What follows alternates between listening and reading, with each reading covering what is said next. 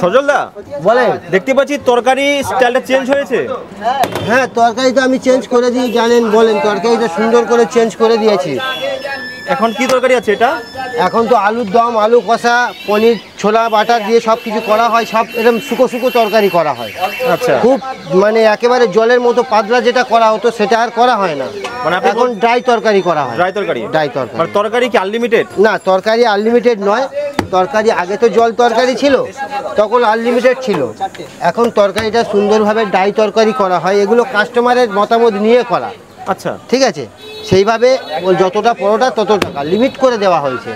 যদি দেখি যে প্রয়োজন পড়েছে দিতে হবে, দেব, সেটা বলতে লাগবে না। আচ্ছা, তরকারিতে কি কি দেওয়া আছে একটু বলবেন? তরকারিতে তো দেওয়া আছে, দেখছেন তো, টমেটো দেওয়া আছে, শসা, কাঁচা লঙ্কা, কাসুরি মেথি, ঝুরি ভাজা, চীনা বাদাম। আচ্ছা, হ্যাঁ, এটা এটা আলুর দম করে, আলু কষা করেছি, তার জন্য একটু মগজদানা বেটে দেওয়া আছে, এটাই।